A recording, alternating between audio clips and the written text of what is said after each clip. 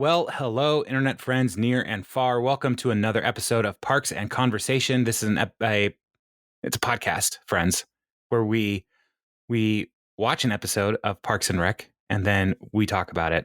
My name is Jason. I'm joined all the way across town by the power of the internet by my friend Jeremy. Say hello, Jeremy. What's up? Oh, wow. Getting in the time machine. Listener, before I'll get ready for the next podcast. Perfect. Before we hit record, Jeremy and I, we're talking about time travel as we do. And we said today, listener, we are going to be as focused as we possibly can be. And that might not be very much, but it's as much as we can do. So we'll keep it promises. When you say time travel, like when you say like I gotta go back in time, it always makes me think of Lost. Let's talk about Lost today. We gotta go back to the island. We gotta go back. I gotta go back. When I hear people say, let's talk about Lost, what I hear is, let's be disappointed. Yeah, let's stop at season 3, episode 6 and call it good. Is that when Merry from The Hobbit puts his hand on the window and says, not Penny's boat? That was awesome. That was a great cliffhanger. And I was like, yes, excellent. Awesome things are going to start happening. And yeah. And there's a lot of good shows. And then there was an island with other people on it. Yeah, that could have been really good. So anyway. Yeah. But you know what's not disappointing? Parks and Recreation. That? Not usually. Parks and Recreation. Not usually. Not usually. Well, I know how it ends, and I'm still. That's why we're here. So, wait, you've watched all these without me? I've been going to. Well, I've been doing this like I'm on like first time through. Just kidding. Just one time. Okay. All right. I got the cliff notes. It's been out for a long time. So I would love to get the Cliff Notes. They all got explained to me. I think we used to be the Cliff Notes version, but then we found the scripts and just started reading them, and then now it's just like the whole show again. We're now the commentary. We're the director's cut of a commentary. We're the directors. Oh, gosh, but it's a 2-person show reenacting the show. All right, well, we won't do that this time. We'll just get right to it. Let's start with the cold open, just because it is nothingness, right? And then 2020. That's a stretch. So no, let's not do that, Jeremy. Let's be focused. Remember, I said right at the beginning, we're going to be as focused as we can be. So, we're gonna attack this episode with 3 major plot lines. Right? There's Leslie and April's plot line, and then we have an Andy plot line and a Ben and Tom plot line. And the cold open kind of sets up the Ben and Tom plot line a little bit, because Ben and Leslie are in DC, and it opens up, and like Jeremy said, like Leslie says 2020.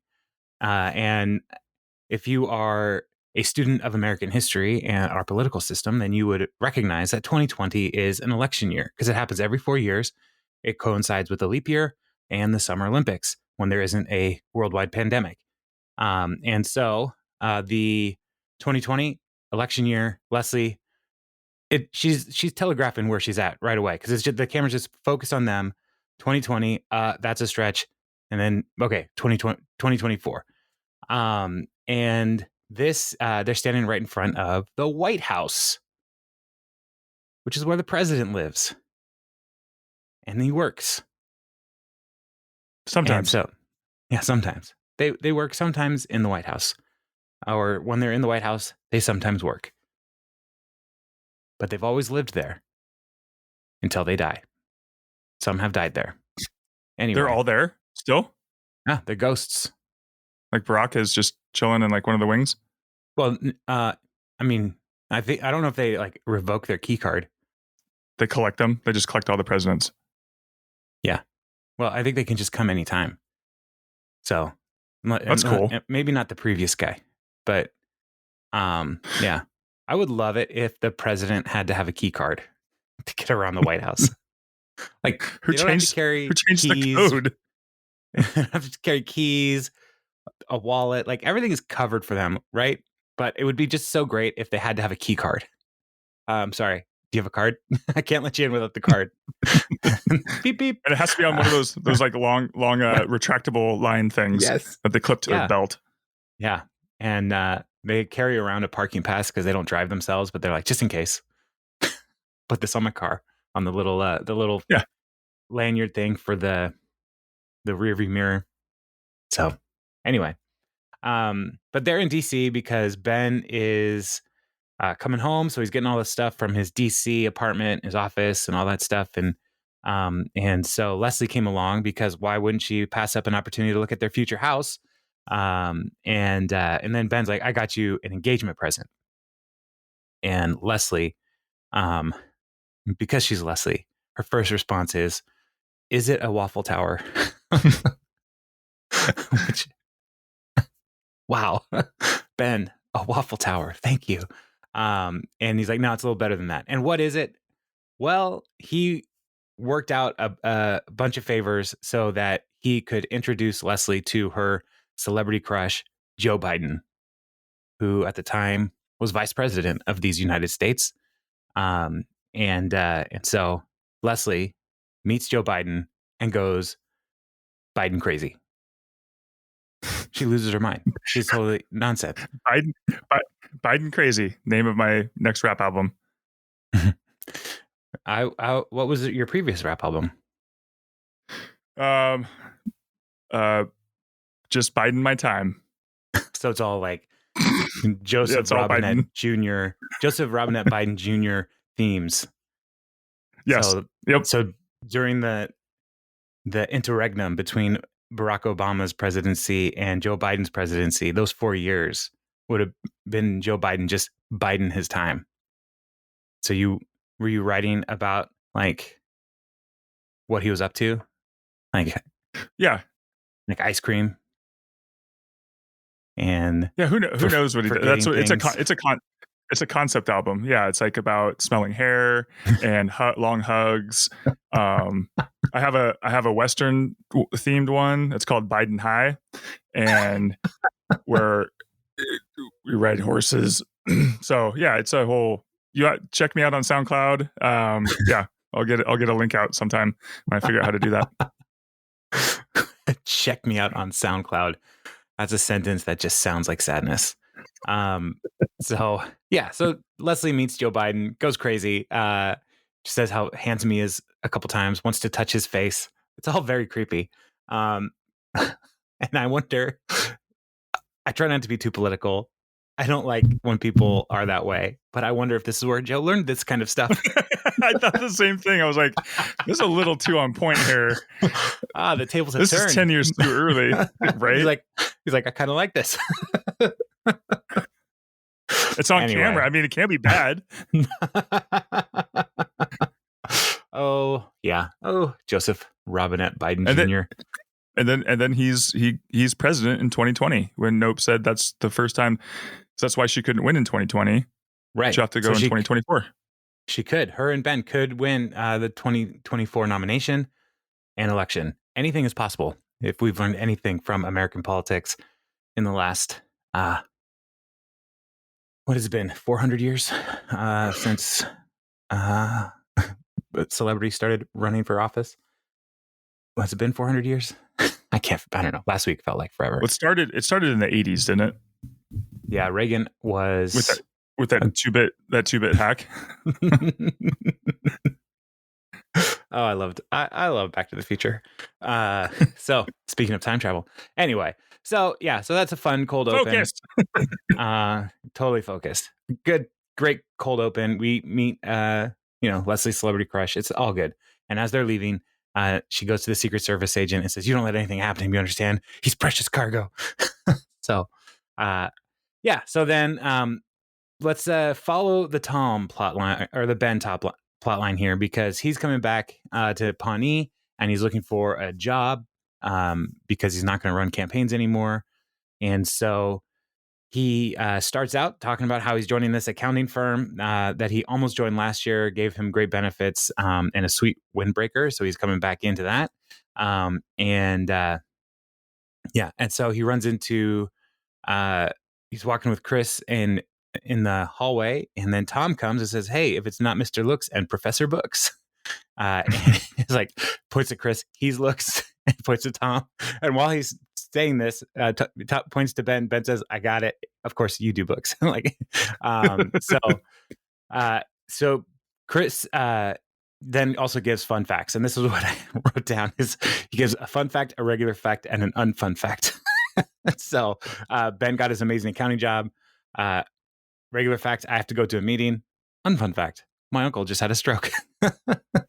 So, and then I'm off. Well, and he takes. See ya. So I just love Rob Lowe in these moments where he goes from like elation to sadness, like he does a great job, and then coming right back to normal, and it snaps out of it. Exactly. Yeah. Yeah. So he's fun. And so then Tom starts to talk to Ben about his business idea, Rent-A-Swag. And so Ben is like, "Oh, what's the company?" And Tom says, "We specialize in making stacks on stacks on stacks on stacks." And Ben's like, "I'll pass." No. But then he says that's actually like he's going to rent out his clothes to tweens because he's the average size of a Pawnee 12-year-old. He's the same size as an average Pawnee 12-year-old. And so he's like, "Yeah, that's actually that's a good idea." And so he agrees to look over his books. And so they go fast forward. He's looking over the books, his business plan, all that stuff. And Tom says, "Do you want to be my CFO?" And Ben says, "Actually, I'll help you as a friend, but I don't want to. I already have a job, and I don't want another E720 disaster." And I love Tom's response. Is like, "Yeah, it was a disaster. Too bad we didn't see it coming." and Ben like told him it was going to be a disaster. And he looks right at the camera, is like, "Okay, sure. Yeah, we all saw it coming." So he's in. He's going to help Tom as a friend, which is great. Ben's a good dude. So Ben is going to try to help Tom with some investors, and that's the first stop they go to. They go to Jessica Wicks, who is the new CEO, president, runner, owner, I don't know, of Sweetums. And because Nick Newport died, and so she's taking over. And so Ben is like, we think a partnership would be beneficial between Rent-A-Swag and Sweetums. I was trying to figure like how does that work? Like you tell kids about like clothes. You eat so much of our candy that you grow out of your clothes. Now you can rent them over there. Like what? Well, I think it's more of a, will your company invest in this company? Gotcha. Like, let's get this off the ground. Tom has some money from Ron, but some kind of another he's looking for startup capital. Good.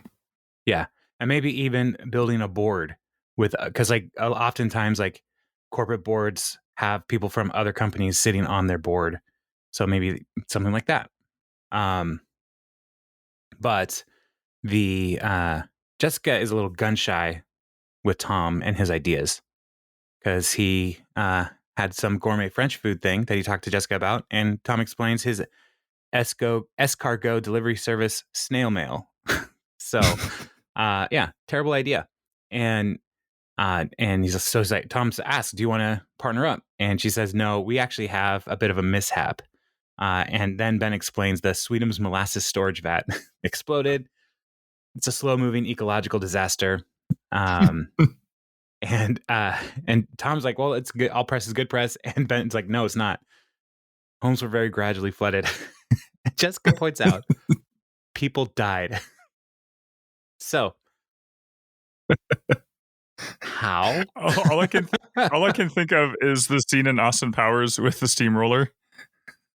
Yeah, where it's just slowly it's like, coming out. It's like, yeah, that's it. It is a funny just scene. Put that in your head and laugh, because that's the joke. So if you haven't seen it, sorry. Yeah, sorry to spoil some of Austin Powers. But my question is like, it's very gradual flooding of houses. People died. Mm-hmm. Now, knowing what we know about Pawnee, did people die because they were like, "Ah, sweet molasses," and they tried to eat 100%. it as it's coming in, and they got trapped? Is it like a Seven situation?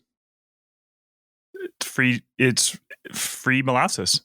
Yeah. So anyway, yeah. So people died, and so Jessica's like, "No, I'm not really able to join your team because we're starting a nonprofit to restore our name." And she looks at Ben and says, "Any interest in running it?" Um, and uh, And, she's like, "I know Bobby Newport's my stepson, but you did a really great job on Leslie's campaign. And so you're on our short list." And then Tom is like completely shocked. He's like, "So you're saying no to me on all fronts, but you're offering Ben a job?" It's like, "Yeah, that's it."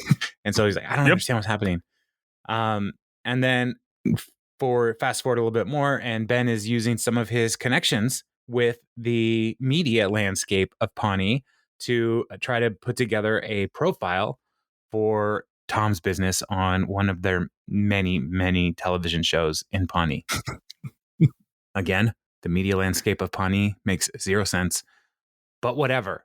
Um, and uh, and so I don't know if this guy's a producer or a host of a show, and he's like, I can't do the profile, and we need to wait a few months for the business to start," which totally makes sense. And then he looks at Ben. He's like, "Hey, you ran that campaign in Washington, right?" And Tom's like, "Are you going to offer him a job?" He's like, "Yes, I am." His character's name was Brian Raisins. Oh, was it? I didn't catch that. Brian Raisins. Yeah, it's okay. Yeah, played by Paul Rust. He's a funny dude. Brian Raisins. Brian Raisins. I love these names. They're so wonderful. And so Brian Raisins is putting together a political chat show, and they need some correspondence. And Ben's like, "No, I'm shaky on TV."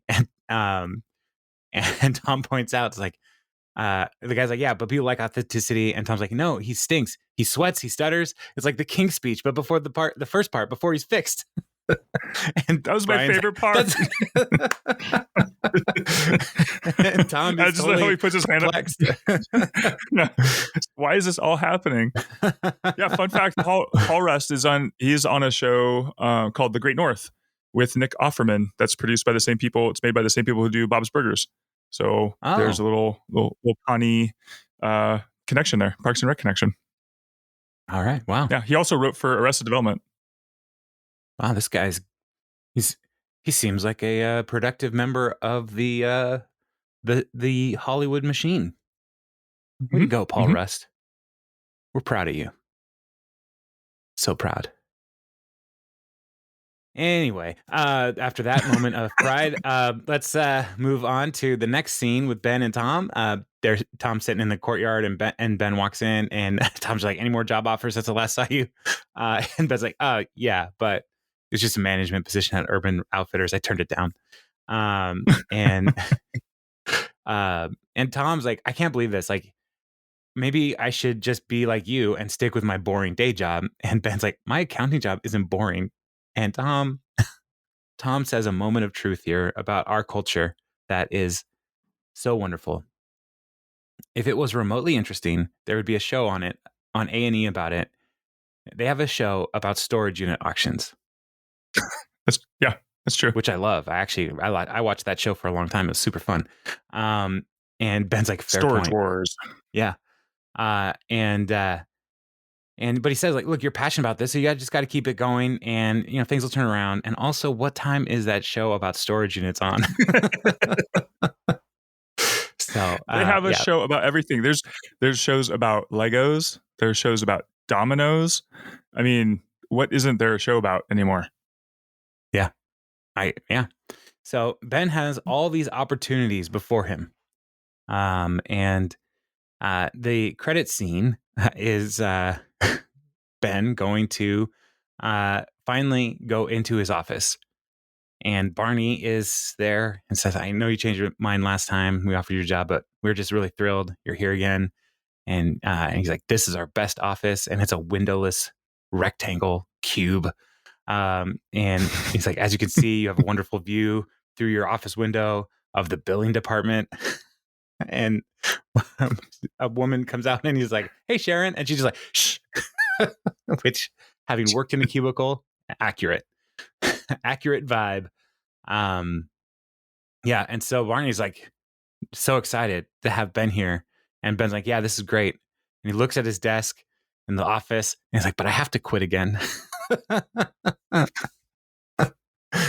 And Barney's like, oh, is this a classic Ben joke? He's like, no, really, I can't do this. I need to move my life in another direction. And Barney is just like, this is disappointing again. Maybe I love Barney so much. Maybe someday we'll figure out a magic formula that gets you to work here. And Ben that says, well, formulas are my formula. It's so bad. And Barney is delighted by this again. And he's like, Ted, get in here. Ben's quitting again, but you got to hear what he said. And Ben like wraps up everything and saying like, Leslie's been saying I should do something I love, and she's right. And so maybe I'll do the TV thing, or I'll work for the Sweetums Foundation. I don't know. Life is short. But why be an accountant, I mean, other than the stability, the health plan, and the above average pay. It's like, oh, this better work out. So it ends with Ben having a moment of liberation and then instant regret. Instant regret. Classic Ben. So that's the Ben plot. I feel you, buddy. That's how I feel every time I order anything at a restaurant. Like, oh, shoot, I should have. Why did I didn't want this. I really wanted the Monte Cristo. Dang it. Those are good. We went to Red Robin the other day. Uh-huh. And every time I go to Red Robin, I am more disappointed than the last time I went to Red Robin. How come? It just is not as good as it used to be. Yeah. And I think it's when they stopped putting their food in baskets. Like putting a burger on a plate. Why are you doing that? Put it back in that red basket. Eat it with a fork and a knife. I mean... Yeah. I'm not like a Rockefeller. So, anyway. Yeah. Disappointment. But that's not what we're here for.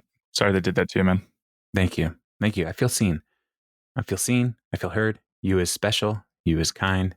You is important. Those are my affirmations to other people. So, have you seen The Help? That's from The Help. That helps. No, I haven't. All right. It's not that good. People really love it, but it's not that good. All right. Let's talk about the Andy plotline. Andy, as we know from previously on Parks and Recreation, is trying to become a police officer. And so he comes into his office. Jerry says hello. And Andy immediately is like, something is different about my computer. Aha. It's gone. And then he's excited because that's the thing. a game is the foot. So he tells us that he is trying to prepare for his entrance exam, and part of that is investigating a crime. So he asked somebody, the department, to steal something from his desk so that he could practice. And so he's ready to go, and he's like, all right, let's do this. And then he starts looking for his sunglasses because he's got to, Burt Macklin it up here with the sunglasses, and he can't find them. And he starts swiveling around, and you see his sunglasses are tucked in his shirt behind his tie. So it's like, do you guys take my sunglasses too? So he starts his investigation with Donna, and he says, Donna says, like, I was in Miami last weekend. I took my talents to South Beach.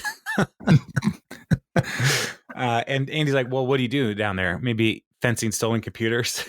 And Donna's like, yes, I stole your government computer from Indiana, and I took it to Miami to sell it on the black market for $150. And it's like, you don't know, but you just gave yourself away.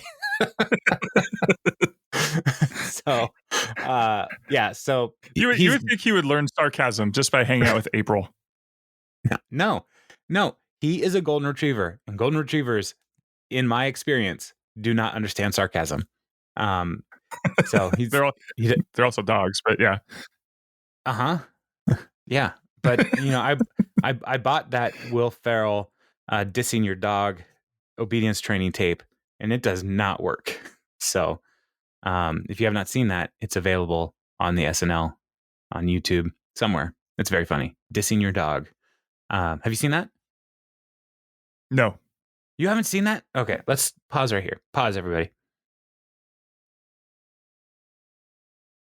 All right, welcome back. Wasn't that funny? That was hilarious. Yeah. So I just love that, greater than their sense of smell is their sense of sarcasm.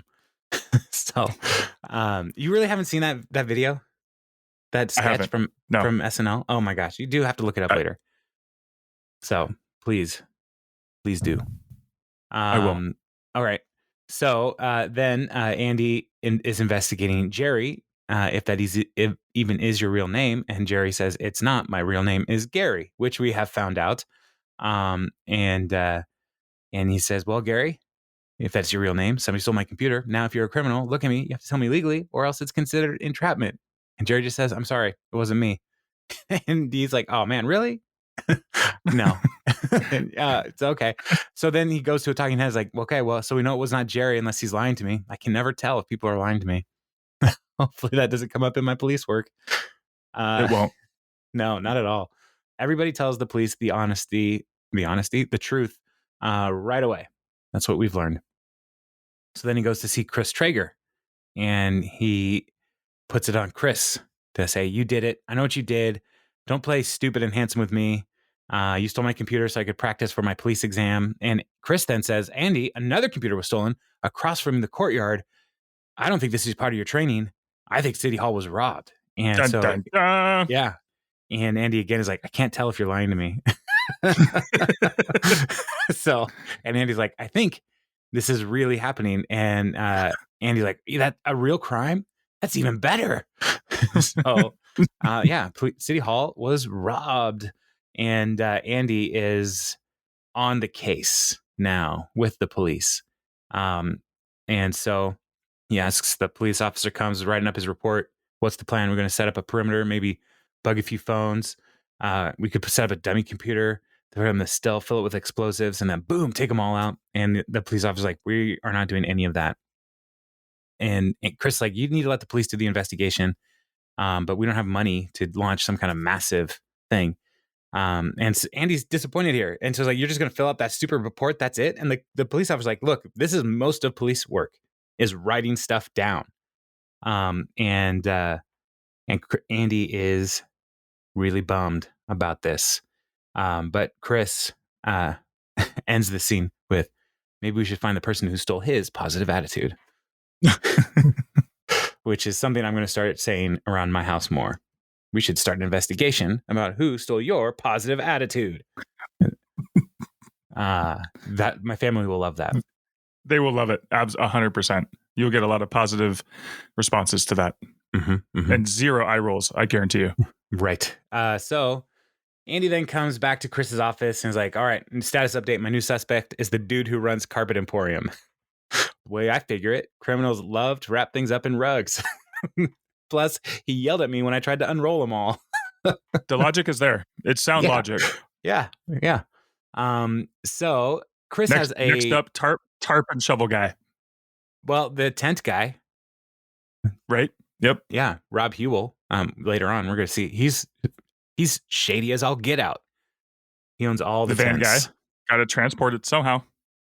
That's true. Tent guy, van guy, carpet guy, they could all be in on it for these $150 computers. Yep.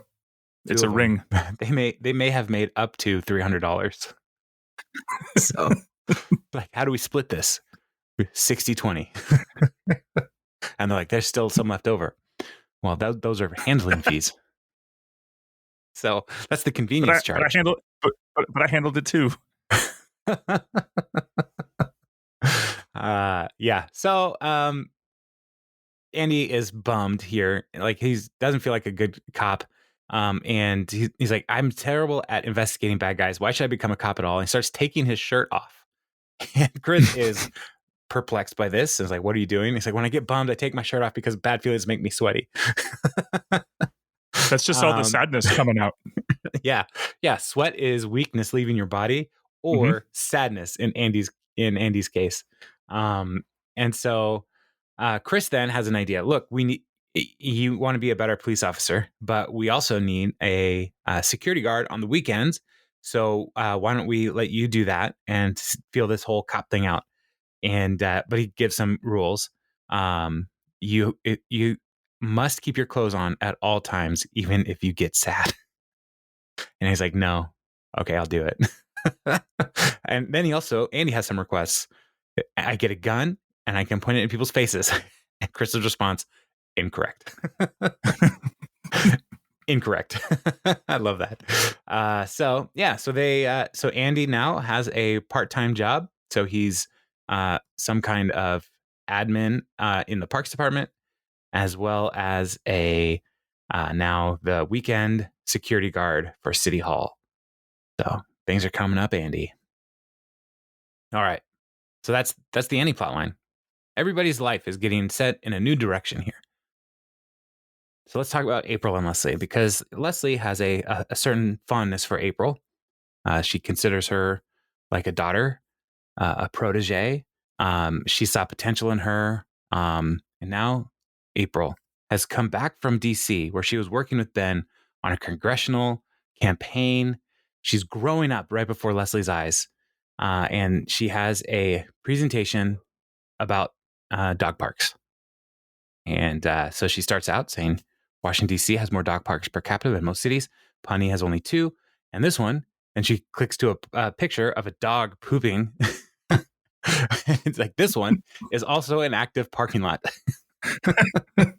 It's like just some cedar chips over in the corner. Yes. And Leslie asks her to stop so that she could say per capita again. So she could take a picture of her. And April is annoyed, of course. So she is like a daughter to Leslie. And then Leslie says, all right, now stand next to the screen and think about all the strong female role models in your life to take another picture. And we have a talking head about Leslie talking about how proud she is of April. And when she thinks about it, she could cry. And she's like, oh, here we go. She starts crying.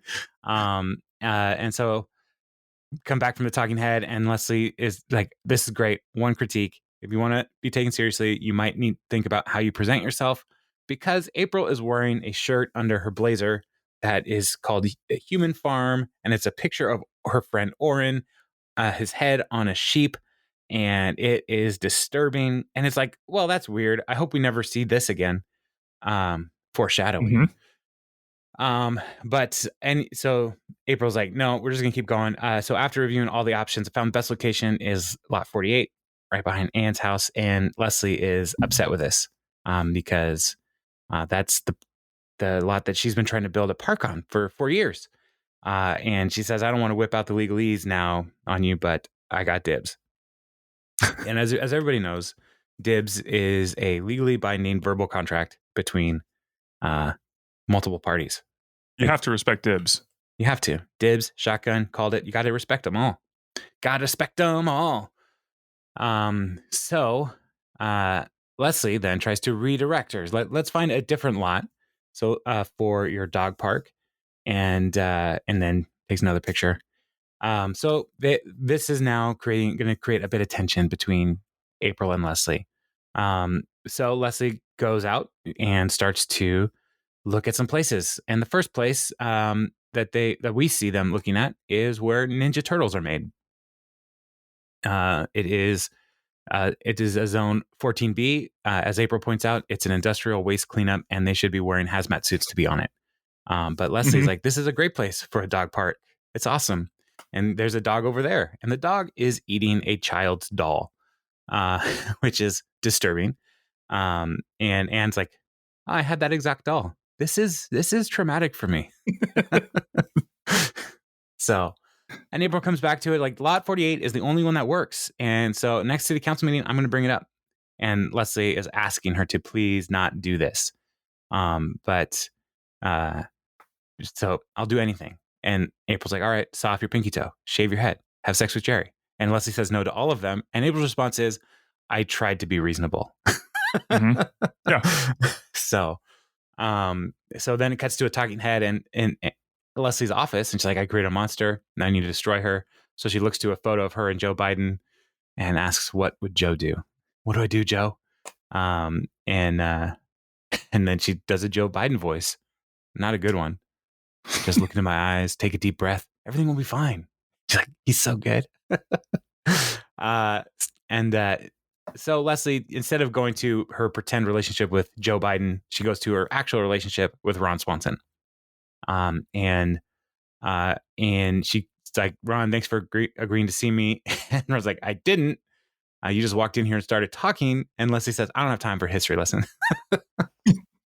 Ancient history. There's ancient history that just happened. And she says, like, hey, I'm having a problem with a person in public works. I'm trying to remove parking meters. So she's trying to get, Ron's interest by talking about something that he would also want to get rid of, a government device. And there's a guy in public works who's being difficult. And she's like, which one? Ricky Jordash. It's like, never heard of it. Okay. So she's like, well, listen, he used to be a slacker, but he's realizing his potential. But at what cost? But at what cost? And then she also points out that he's smart. He's beautiful. I think of him in many ways as a daughter, but that would be crazy because he's a man and his name is Ricky. So how did you used to slow me down when I was being too me-ish? And Ron's like, I gave you busy work. I had you do a brochure about topsoil. And Leslie's like, what? People still talk about mulch ado about nothing. And then he's like, I also said, if you'd get particularly amped up about a project, I just take you to JJ's and distract you with waffles. To which Leslie responds, those were distraction waffles. And she's like, I thought those were friendship waffles. And Ron is so brilliant. Breakfast food can serve many purposes. Yes. I love it. It can also serve to be dinner, which is one of the best dinners. Yes. Breakfast for dinner is all time best replacement meal. Second best, pizza for breakfast. Taking a dinner, flipping it. Now, that's right. Especially when it's left out on the counter all night and it's just perfectly room temperature. Now, that listener, this is an area in Jeremy and I, in our friendship, that we will never see eye to eye on. But I need to know, listener, I need you to help me. Is Jeremy slowly poisoning himself and his family by leaving his pizza out on the counter all night? Send an email. If I have learned any parksandconversation@gmail.com. That's all. if I've learned anything over the last 2 years, it's that I am creating antibodies that are going to keep me from getting sick in the future. So who's wrong now? That's all I'm saying.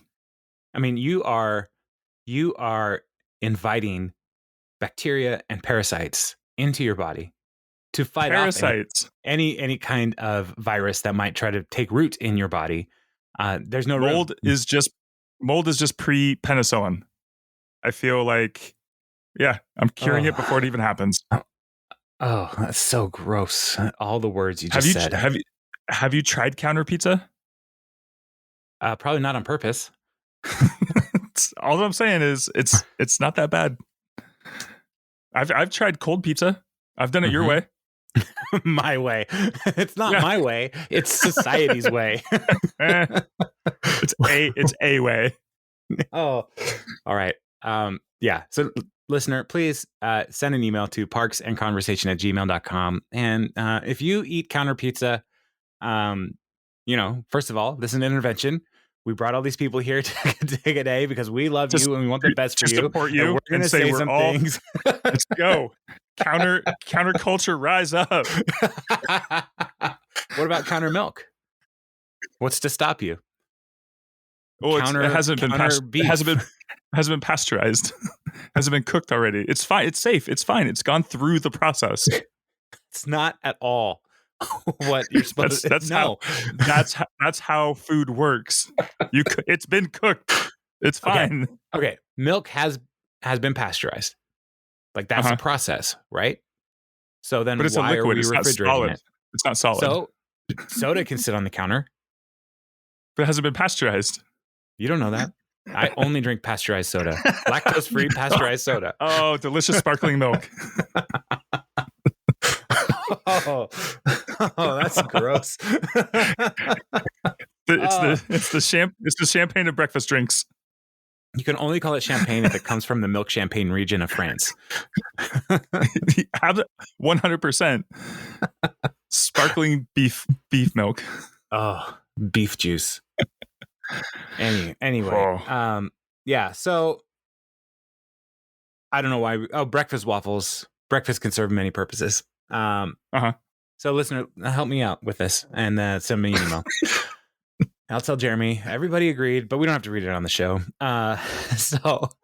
So then Ron's next idea is, if everybody's excited about something, so just figure out what it is, express interest in it, and divert their attention. And so Leslie does this by going to Human Farm with April to support Oren's statement about all of this.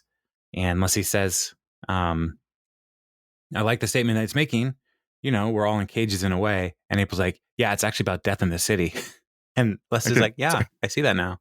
And then we see Oren in the sheep costume crawling around on the floor. Goes to a commercial, comes back, and Leslie's like, I think we should do more stuff like this.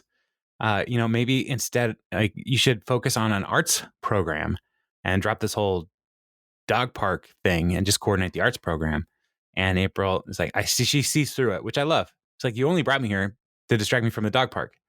You hate this show. And Leslie's like, no, I love it. What's your favorite part? The heavy-handedness.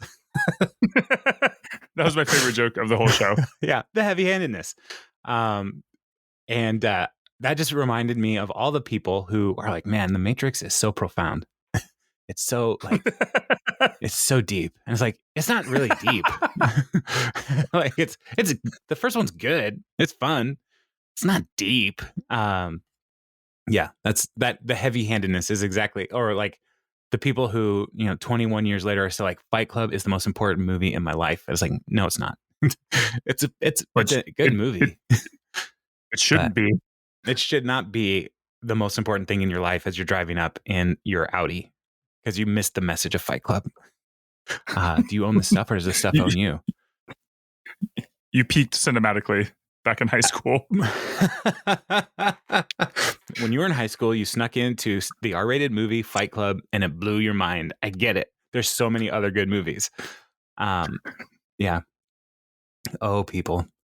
So the April's like, look, I'm going to Councilman Jam because he is on board with this.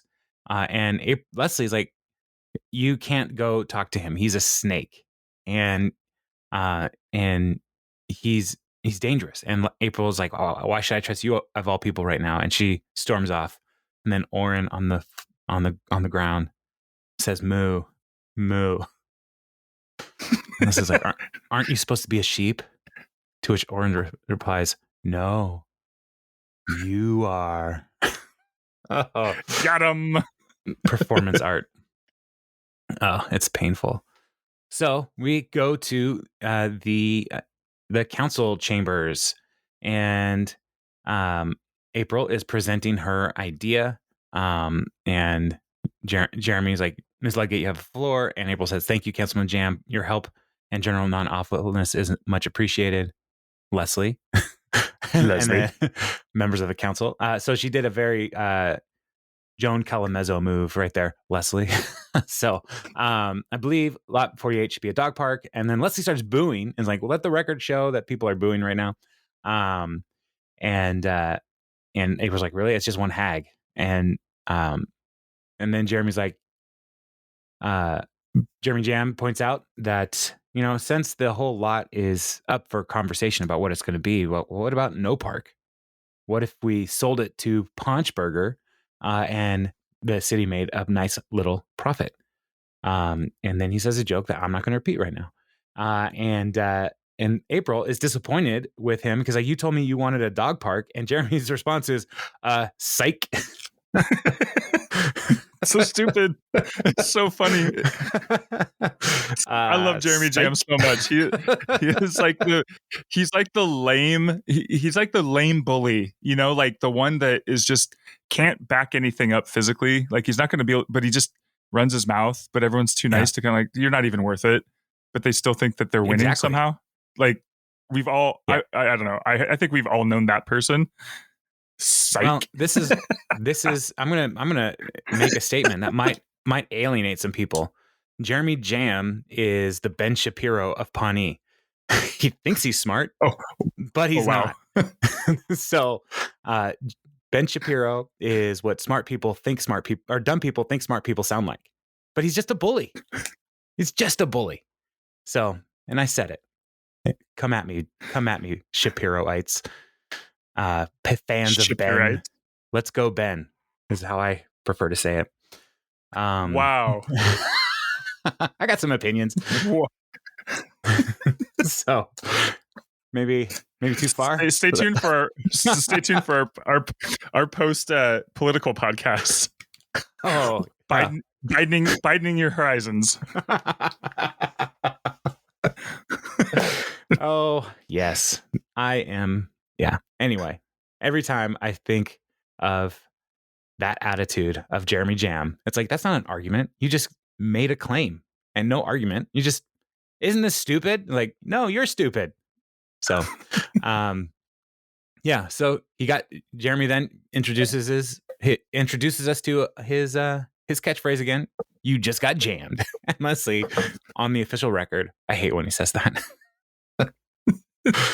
So then they cut back to the office in the conference room, and Leslie's like, I hate when I told you he's a snake. And April's like, you should know. And it's like, you deceive me first. You're a snake. You deceive me for 2 straight days, and you eat mice. Leslie's response is, I don't eat mice. And so Ron is there. He's like, enough. You guys are coworkers, and we treat each other in this office with respect. And then Jerry comes in and is like, hey, April, how's that dog park coming? And everybody just yells at him. Get out of here. This is private. And Jerry's like, sorry, guys. So we treat people with respect, except Jerry. Right. And he's not so people. Then, he's office furniture is how they treat him. So Anne's like, listen, we're going to leave you in here until you figure this out. No one leaves the octagon. He's like, I dated an Ultimate Fighter. It was a thing he said. And so then they're trying to work this out. And Anne says, Leslie, maybe you want to admit that you haven't been the greatest role model. And April's like, Oren's my only role model. And April, maybe you want to admit that you've been a little selfish. And Leslie is like, look, you're right. You showed enthusiasm and I blew it and I'm sorry. And April apologizes. I was like, I'm sorry I outsmarted you at every turn. And so they make it up. They make peace here, and they're like, all right, what do we do? And Anne is like, I really don't want a paunch burger behind my house because if there is one, I'll eat there every night and it's not good. And so we need to play dirty with Jam. We need to, like, he played dirty with us. We need to play dirty with him. And Leslie's like, I've got an idea. It's not illegal, but it's uncool. So April's like, I'm on board. So their plan is to take all the dogs and children of Pawnee and let them play in Jeremy Jam's front yard, which is not illegal, but it is uncool. And Jeremy is not pleased with it, as one of the dogs is asserting their dominance over his garden gnome. There's kids all running all over the place. He's like, I'll call the police. And Anne's like, yeah, that's a cool thing. Sick the police on a bunch of puppies and kids. That's a good photo op. And so Jeremy's like, fine, 90 days. We'll put our plan to a vote, winner takes all. And they agree to this thing. And Leslie's like, hey, Jam, you just got noped. And Ludgated and Perkinsed. And Jeremy's like, ha, nice try. It didn't work. You just got jammed. His stupid little dance when he says that, his little shimmy. It's so I great. laugh I wait for that. It's so funny. His little smirk. He is gotcha. Just perfectly fulfilling the essence of a Jeremy Jam, the actor. John something. Can't remember off the top of my head. So yeah, but he's great. And then Leslie's like, all right, let's get to work. And Anne's like, well, don't you ever just take a second to enjoy things? And she says, that's what I did. Let's get to work. How else do people enjoy things? So yeah. So now we have a trajectory for naps are good. We have a trajectory for Leslie and April trying to figure out this park. situation so it doesn't become a paunch burger. We have Ben charting a course to pursue something he loves, and Tom is starting his business. So there's a lot of initiating in this episode. So it's a good episode, I think. Yeah. What are your thoughts I enjoyed on this one, Jeremy? Low on the old IMDb rating. I think it came in at a 7.8, but yeah, agreed. I like these kinds of episodes because it moves everything forward. So I'm not looking for the, must watch. You have to watch this one-off episode all the time in Parks and Rec. So to move parts of the story forward in people's lives and there's tension between Leslie and April, and they grow, and yeah, it's a fun episode. I like these I really like these kinds of episodes. I think this is what to the hardcore fans kinds of endears themselves to the show. Not a lot of Ron. I think let's see who else was in it. Donna. Oh yeah, Donna was in it for just a little bit. Jerry's in it for a little bit. But Ron is the sage in this episode. Yeah. He's the voice of wisdom. Yeah. I mean, and Joe Biden is the voice of wisdom through as Leslie channels him. Right. Yeah. What'd you think of this one? I hated it. No, I like it. I just love Jeremy Jam. Anytime he's around, it's like, this is going to be funny. Mm-hmm. And I really like the April Leslie dynamic, because April is a character who grows throughout this whole series and goes from apathetic to pathetic to non-pathetic. That's not how that works, but she goes into she becomes a person who cares for Leslie, for the city, for her coworkers, and she wants the best for the city. And a lot of it was she got out of DC, or out of Pawnee to go to DC, and like that helped her grow as a person. And I think largely because Ben challenged her. Ben said, I brought you here because I think you're smart, and I think you do a good job. And so like getting her out of her rut in Pawnee gave her a new perspective. And so she came back with like, all these dog parks in DC are awesome, and we don't have any. So why can't we just work on one intentional dog park instead of an active parking lot? So which links back to her love of like the animals with the adoption thing too. So it's on character. It's not surprising that she would go in this direction. So yeah, and then I guess that's why I like these episodes. So yeah, agree. So awesome. Well, Jeremy, what's the next episode? The next episode is full cast and crew. That's not correct. That's just the page I was on right now. Leslie versus April is the one we are now doing, and Pawnee Commons. Leslie wants to reject a great park idea just because the designer comes from Eagleton. The designer, Tom, begins his new business venture with a new fiscal approach, and Andy and April find a way to make Andy's new security job more exciting. Yeah, anytime we get to go to Eagleton is also a fun time for me, because it's the foil to Pawnee. It's great. Yeah, agree. Well, that'll be fun. Well, listener, thank you for joining us this week. Please let your friends know that we're still doing this. We are. It's cool to see. There's more people downloading this than I know personally that are listening. So please, that's good. Like, it's not just my friends and my mom downloading on all the Apple computers at the store. I asked her to stop doing that. But I think, well, come on, let's be honest, dude. They asked her to stop doing that. Yeah. I mean, it was a team effort. So I mean, people, thank you for listening, and please rate and review the show, pass it on, let people know about it. It's nice to be able to do one complete show without any major technical problems like we did last time. So if you listen to episode 6 kinda, and then episode 6 for real, thank you for sticking through those shenanigans. If you have any questions or comments, please send us an email, parksandconversation@gmail.com. And you can also email to talk about like why Jeremy should stop poisoning his family with counter pizza. Enjoy your counter pizza this week, listener. It's it's fine. You'll be just fine. In fact, it might open up a whole entire new culinary experience for you, and you don't even waste space in your refrigerator. It's great. Interesting. That's why they make cardboard boxes. They close. If you close it, bad stuff can't get on top. That's just that's science, man. So, okie dokie. I'll talk to you next week. I'm gonna have to put a disclaimer on this one. So, it's got the explicit tag for explicitly don't listen to Jeremy. Yeah, I take great exception to his claims. That's what the E stands for now. Exception. So, all right. Well, yeah. Bye. Bye. See ya.